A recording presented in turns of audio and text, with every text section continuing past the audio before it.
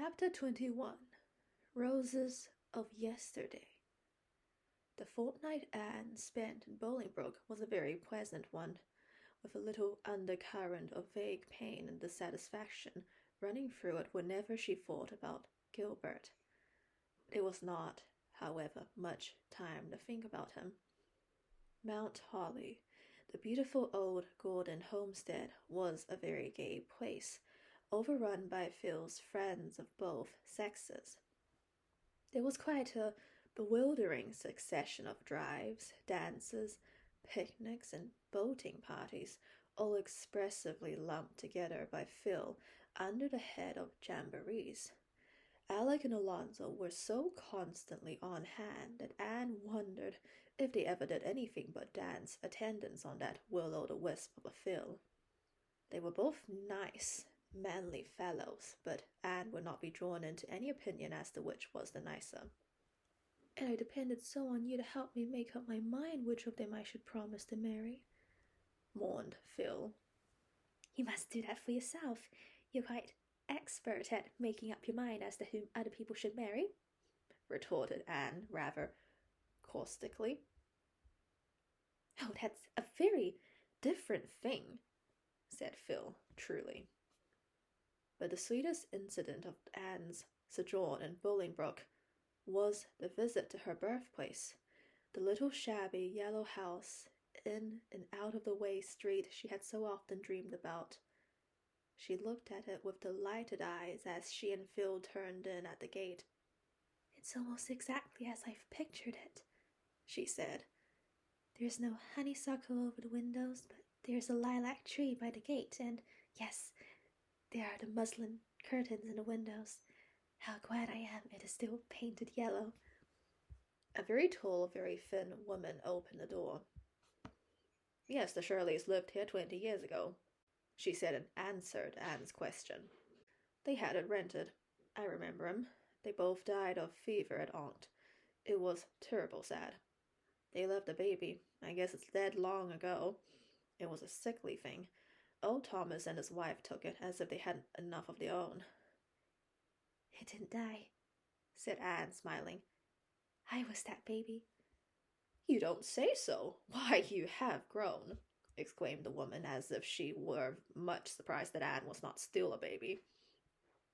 "Come to look at you, I see a resemblance.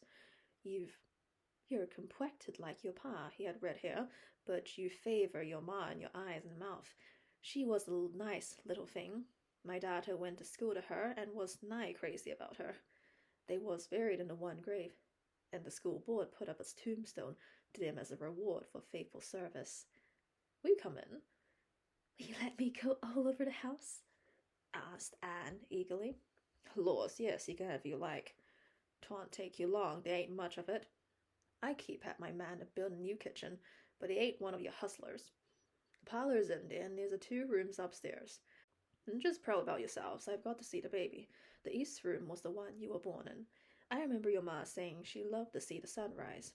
And I mind hearing that you was born just as the sun was rising, and his light on your face was the first thing your ma saw." Anne went up the narrow stairs and into that little east room with a full heart. It was as a shrine to her. Here her mother had dreamed the exquisite happy dreams of anticipated motherhood. Here that red sunrise light had fallen over them both in the sacred hour of birth. Here her mother had died. Anne looked about her reverently, her eyes with tears. It was for her one of the jeweled hours of life that gleam out radiantly forever in memory. "Just to think of it. Mother was younger than I am now when I was born," she whispered. When Anne went downstairs, the lady of the house met her in the hall. She held out a dusty little packet tied with faded blue ribbons. "Here's a bundle of old letters I found in that closet upstairs when I came here," she said. "I don't know what they are, I never bothered to look in 'em, but the address on the top one is Miss Bertha Willis, and that was your ma's maiden name. You can take 'em if you care to have 'em." "Oh, thank you, cried Anne, clasping the packet rapturously. "That was all that was in the house. said her hostess. The furniture was all sold to pay the doctor bills, and Mrs. Thomas got your ma's clothes and little things. I reckon that didn't last long among that drove of Thomas youngsters. They was destructive young animals as I mind 'em. I haven't one thing that belonged to my mother, said Anne chokily. I can never thank you enough for these letters. You're quite welcome. Laws, but your eyes like in your mother's. Laws, but your eyes like your ma's. She could just about talk with hers. Your father was sorter homely, but awful nice. I mind hearing folks say when they were married that there never was two people more in love with each other. Poor creatures, they didn't live much longer.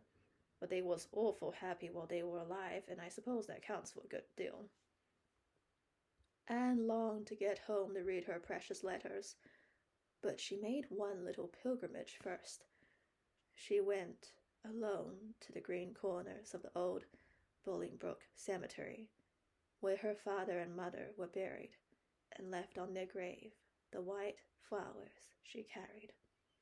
Then she hastened back to Mount Holly, shut herself up in her room, and read the letters.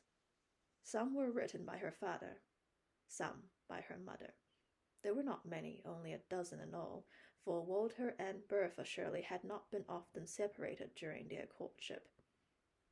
The letters were yellow and faded and dim, blurred with the touch of passing years. No profound words of wisdom were traced on the stained and wrinkled pages, but only lines of love and trust. The sweetness of forgotten things clung to them, the far-off, fond imaginings of those long-dead lovers. Bertha Shirley had possessed the gift of writing letters, which embodied the charming personality of the writer in words and thoughts that retained their beauty and fragrance after the lapse of time.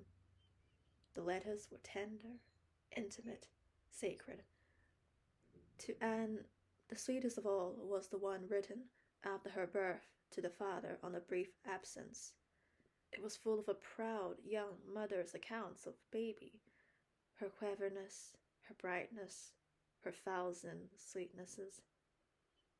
I love her best when she is asleep, and better still when she is awake, Bertha Shirley had written in the postscript.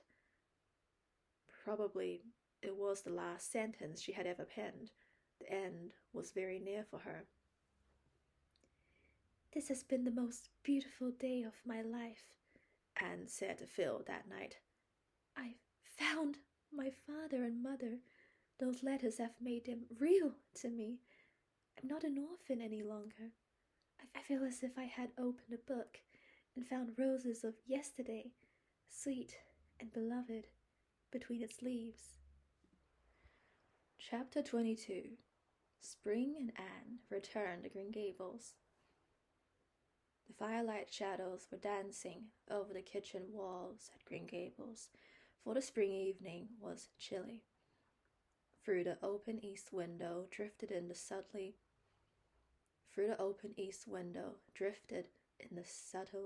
sweet voices of the night. Marilla was sitting by the fire, at least in body. In spirit she was roaming olden ways, with feet grown young. Of late, Marilla had thus spent many an hour, when she thought she would have been knitting for the twins. I suppose I'm growing old, she said. Yet Marilla had changed but little in the past 9 years, save to grow something thinner and even more angular. It was a little more gray in the hair that was still twisted up in the same hard knot with 2 hairpins. Were they the same hairpins? Still stuck through it, but her expression was very different. The something about the mouth, which had hinted at a sense of humor, had developed wonderfully. Her eyes were gentler and milder, her smile more frequent and tender. Marilla was thinking of her whole past life, her cramped but not unhappy childhood, the jealousy-hidden dreams, and the blighted hopes of her girlhood, the long, gray, narrow, monotonous years of dull middle life that followed, and the coming of Anne, the vivid, imaginative, impetuous child with her heart of love and her world of fancy, bringing with her color and warmth and radiance, until the wilderness of existence had blossomed like the rose.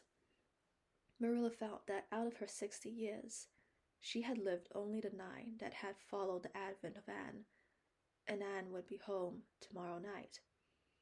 The kitchen door opened. Marilla looked up, expecting to see Mrs. Lynde. Anne stood before her, tall and starry-eyed, with her hands full of mayflowers and violets. "Anne Shirley!" exclaimed Marilla. For once in her life she was surprised out of her reserve. She caught her girl in her arms and crushed her and her flowers against her heart, kissing the bright hair and sweet face warmly. "I never looked for you till tomorrow night. How did you get from Carmody?" "What, dearest of Marillas, haven't I done it a score of times in the Queen's days? The mailman is to bring my trunk tomorrow. I just got homesick all at once and came a day earlier. And oh, I've had such a lovely walk in the May twilight. I stopped by the Barrens and picked these mayflowers. I came through Violet Vale. It's just a big bowl full of violets now, the dear sky-tinted things. Smell them, Marilla. Drink them in." Marilla sniffed obligingly, but she was more interested in Anne than in drinking violets. "Sit down, child. You must be real tired. I'm going to get you some supper." "There's a darling moonrise behind the hills tonight, Marilla, and oh, how the frogs sing me home from Carmody. I do love the music of the frogs. It seems bound up with all my happiest recollections of old spring evenings, and it always reminds me of the night I came here first. Do you remember it, Marilla?" "Well, yes," said Marilla with emphasis. "I'm not likely to forget it ever." "They used to sing so madly in the marsh and brook that year. I would listen to them at my window in the dusk and wonder how they could seem so glad and so sad at the same time. Oh, but it's so good to be home again. Redmond was splendid and Bolingbroke delightful, but Green Gables is home." "Gilbert isn't coming home this summer, I hear," said Marilla.